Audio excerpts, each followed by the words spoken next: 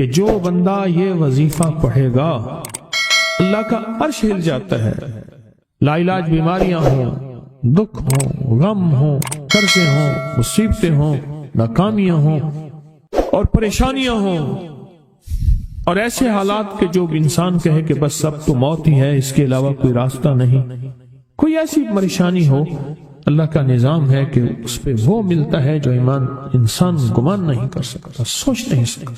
یہ فیصل آباد کے ساتھ مامو کانجن میں ایک درویش ہوتے تھے، صوفی عبداللہ صاحب رحمۃ اللہ علیہ، بڑے اللہ والے تھے، درویش تھے، اللہ سے مانگتے تھے، اللہ دے دیتا تھا.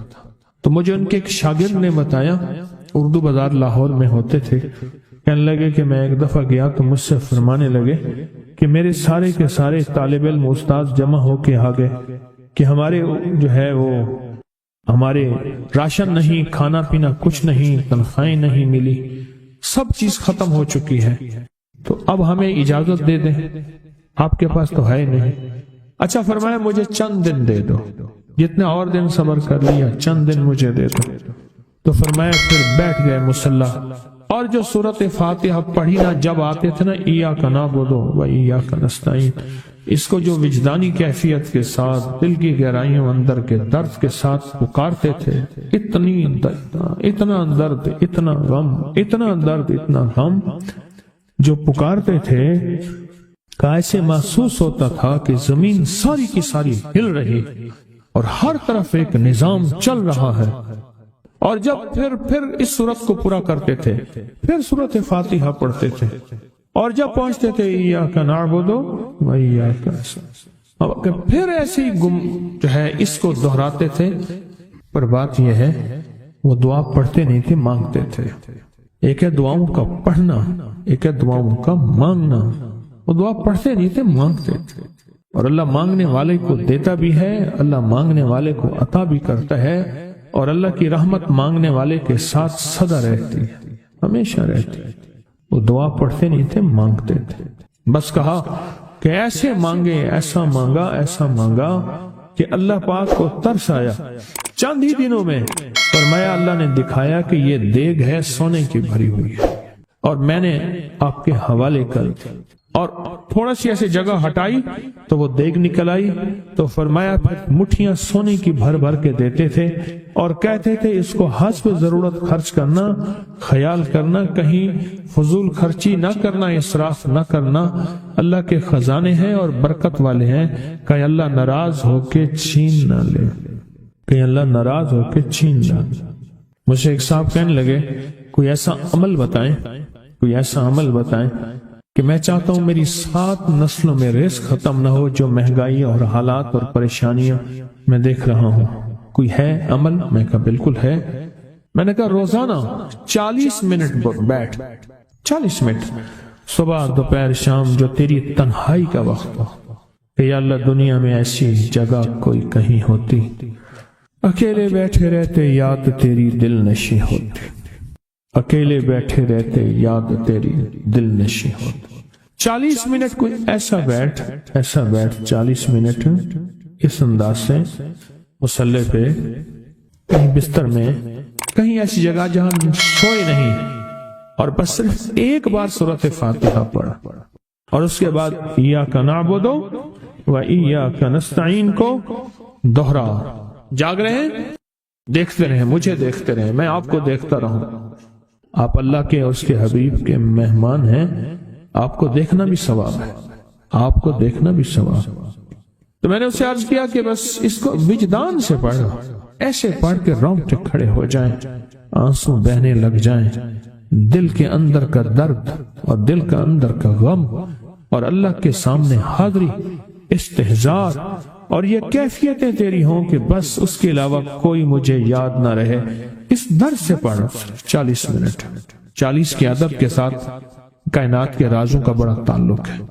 40 کا جو عدد ہوتا ہے، بس 40 کے عدد کے ساتھ پڑھ، اور بہت توجہ سے پڑھ، اور بہت دھیان سے پڑھ، روز پڑھ. مجھ سے کہنے لگا کتنے دن پڑھوں؟ تو میں نے اس سے کہا مجھ سے یہ دن نہ پوچھ، تیرا دل خود بولے گا کہ فیصلے ہو گئے ہیں، بس ختم. دل خود بولے گا. یہ بتائیں کہ پیٹ بھرتے ہوئے کوئی گھنٹی بجتی ہے یا دل خود بولتا ہے کہ پیٹ بھر گیا؟ پیاس میں بھی کوئی کہتا تو نہیں ہے کہ آپ کی پیاس بجھ گئی ہے، وہ دل خود بولتا ہے کہ بس اب پانی کی ضرورت نہیں ہے۔ نیند سے دل بھر جائے تو بس دل بولے بس اب سو لیا، وہ اٹھیں۔ اسی طرح دل خود بولے، دل خود بولے، کیا بولے؟ دل خود بولے، اور دل اندر بولے، دل اندر بولے کہ اللہ پاک جل شانہ نے نسلوں کے لیے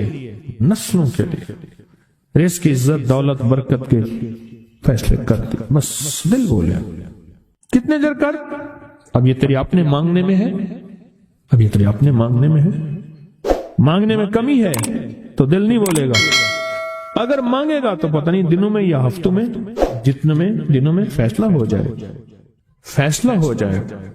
اور میں نے اس سے کہا کہ یہ میرے پردادا کے پردادا کا عمل ہے، ان کا یہ عمل ہے، میرے پردادا کے پردادا کا عمل، جو ہماری خاندانی یادداشتوں میں یہ لکھا ہوا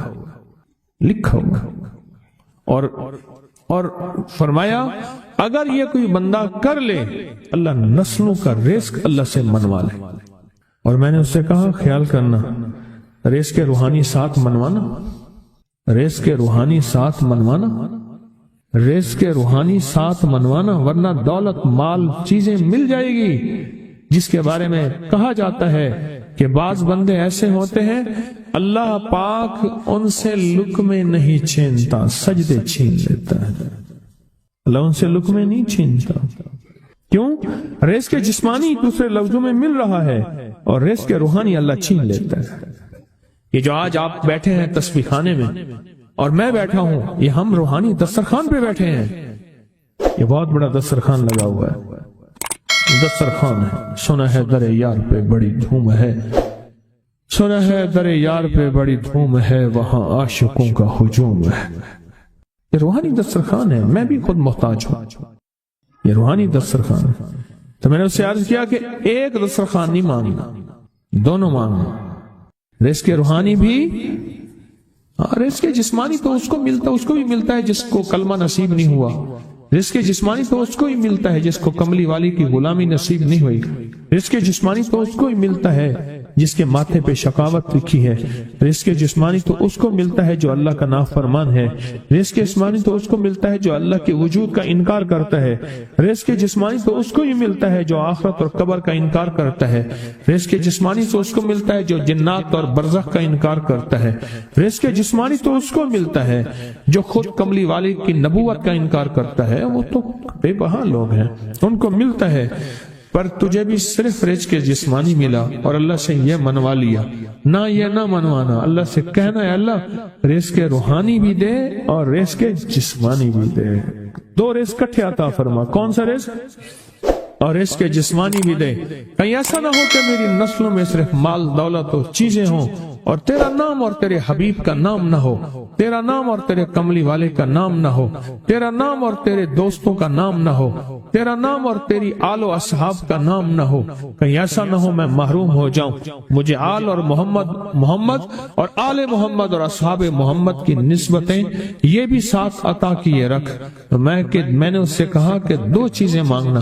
اچھا قدرت کا نظام ہے، کچھ دیوانے بھی ہوتے ہیں، یقین والے ہوتے ہیں، آپ جیسے آپ مخلص بیٹھے ہیں اور پوری دنیا میں ہمارے ساتھ اس وقت مخلص بیٹھے ہیں جو ہماری آج کی محفل میں شریک ہیں، ہوتے ہیں دیوانے۔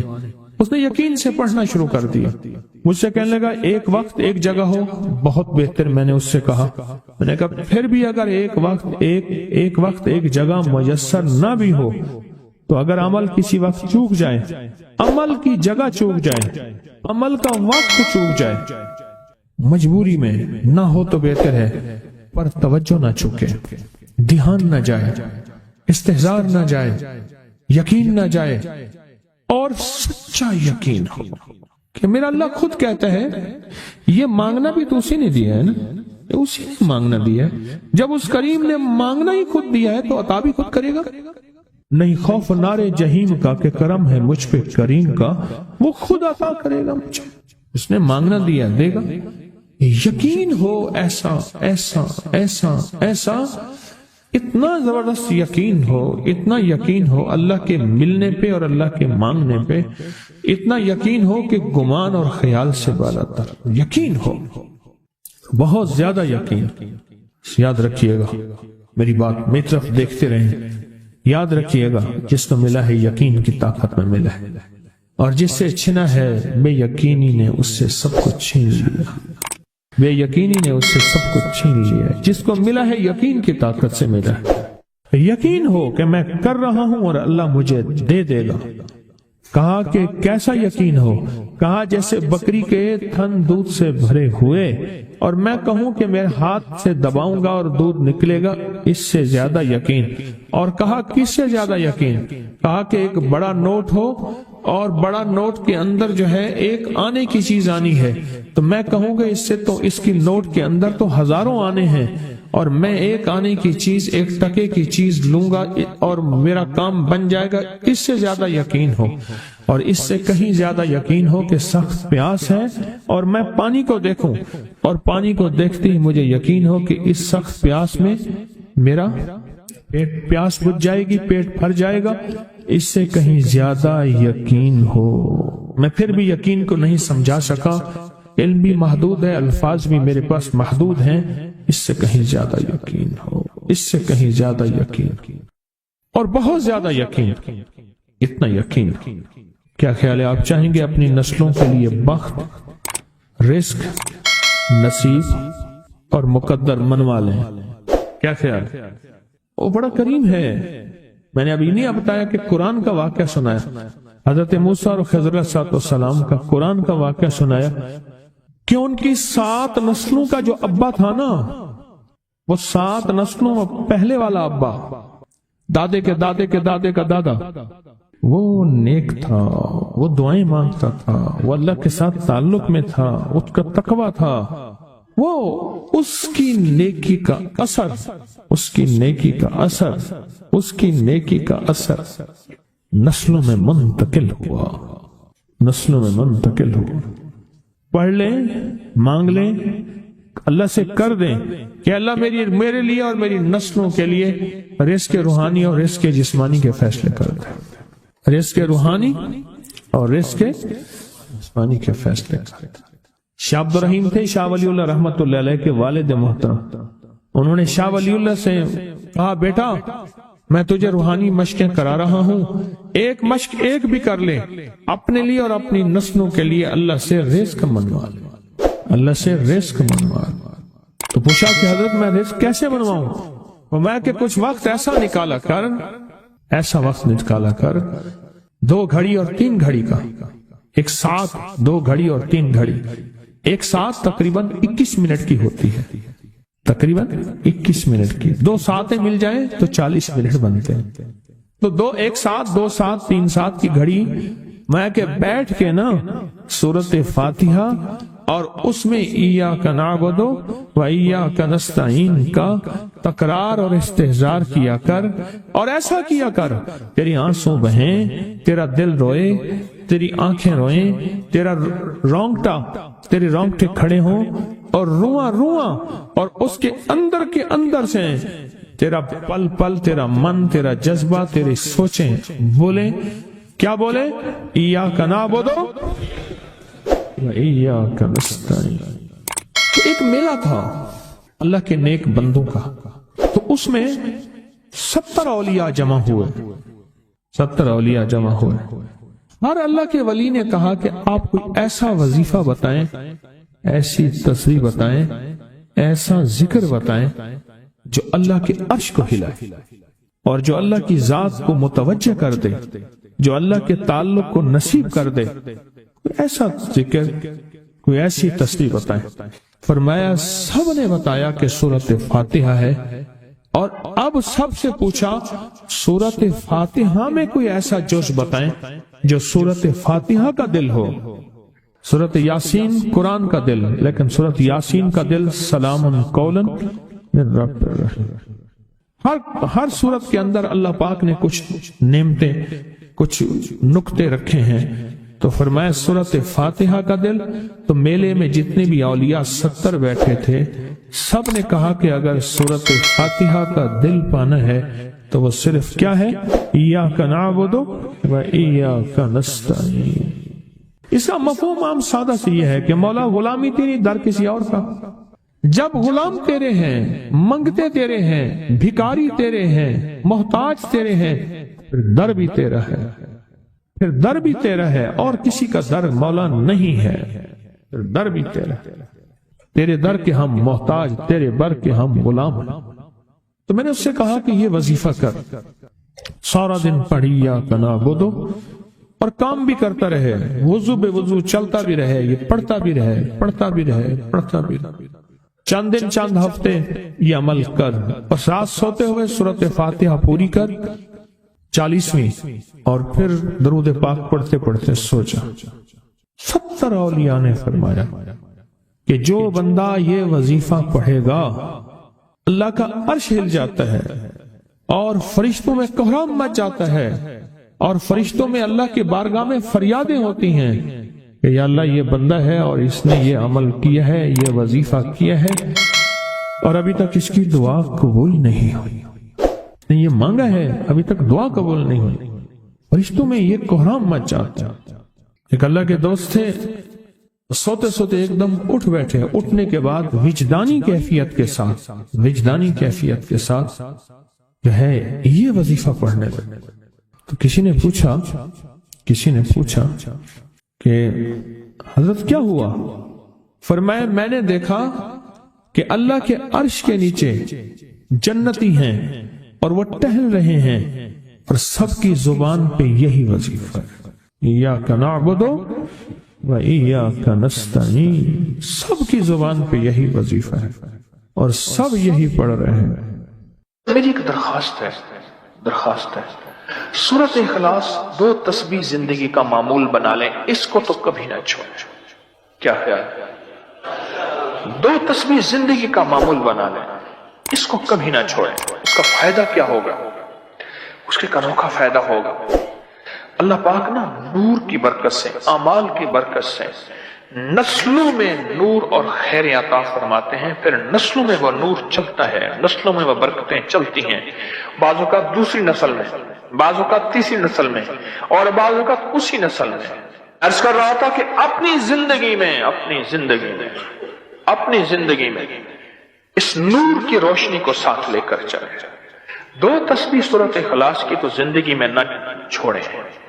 سفر میں جا رہے، حضر میں جا رہے، صحیح جا رہے، پیدل چلتے پڑھ لیں، گاڑی چلاتے پڑھ لیں، گاڑی میں بیٹھے پڑھ لیں، کہیں دفتر میں بیٹھ کے پڑھ لیں، مجبوراً وضو نہیں تو بھی پڑھ لیں، پر چھوڑے نہیں۔ کیوں؟ آپ کی زندگی میں اس کا نور نسلوں میں منتقل ہوگا، اور اس کا نور نسلوں میں جائے گا، اور نسلوں میں رزق، دولت، عزت کے اللہ دروازے کھول کے دکھائے گا۔ ایسا نور ملے گا آپ سوچ نہیں سکتے، ایسا نور ملے گا۔ کون سا مسلمان ہے جو کہتا ہے مجھے سورۃ قل ہو اللہ، سورۃ اخلاص نہیں آتی؟ ہر بندے کو آتی ہے۔ اگر کوئی کمزور علم رکھنے والا ہے تو تھوڑی سی محنت کرے، یاد کرے تو اس کو یاد ہو سکتا ہے، ایک میں آپ کو عجیب بات بتاؤں، شیخ ابوالحسن شاذلی رحمت اللہ علیہ، شاذلی سلسلہ، میں کہ جب تو اللہ سے خالص محبت کرنا چاہتا ہے اور چاہتا ہے کہ اللہ اس کے حبیب کی خالص محبت تیرے دل میں اتر جائے، اللہ اس کے حبیب کی خالص محبت تیرے دل میں اتر جائے، اور قیامت کے دن جب اعلان ہو وَامْتَازُوا الْيَوْمَ أَيُّهَا الْمُجْرِمُونَ، مجرم علیحدہ ہو جائیں، ہمارے دوست علیحدہ ہو جائیں، ولی علیحدہ ہو جائیں، بدکار علیحدہ ہو جائیں، تو اس وقت تو اللہ کے دوستوں کی لسٹ میں ہو تو ایک عمل کر لے۔ فرماتے ہیں وہ عمل ہے کہ سورۃ اخلاص کو اپنے دل کی دنیا میں جگہ دے دے۔ اللہ اکبر۔ شیخ ابوالحسن شاذلی رحمت اللہ علیہ فرماتے ہیں، اور فرمایا جو سورۃ اخلاص پڑھے گا وہ حالت ایمان سے دنیا سے رخصت ہوگا، حالت ایمان دنیا میں سے رخصت ہوگا، اور ایمان کی آخری کیفیت میں رخصت ہوگا۔ اور ایک اللہ کے ولی نے اپنا مشاہدہ بیان کیا، میرے پاس لوگ آئے رزق کی تنگی میں مبتلا تھے، میرے پاس لوگ آئے بدحال ہو چکے تھے، میرے پاس ایسے لوگ آئے جن کی تنخواہیں بچتی نہیں تھیں، میرے پاس ایسے لوگ آئے جن کے گھر میں جھگڑے ناچاکیاں تھیں، اور میرے پاس ایسے لوگ آئے جن کی زندگیاں تنگ تھیں اور جو نیکی کرنا چاہتے تھے کر نہیں سکتے تھے، خیر میں آنا چاہتے تھے آ نہیں سکتے تھے، اور برائیاں ان کا راستہ چھوٹی نہیں تھی اور نیکی کے دروازے بند تھے۔